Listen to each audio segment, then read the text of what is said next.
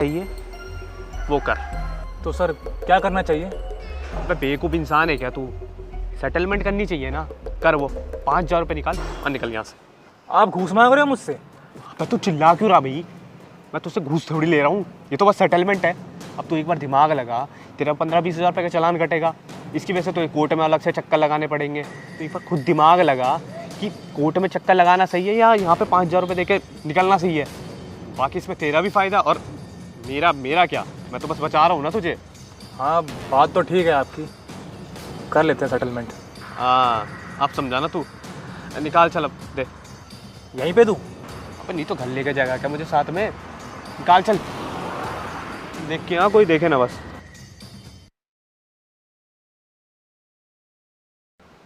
अब एक ATM card दे रहा है, पैसे भी मैं ही निकाल। साहब यस, IPS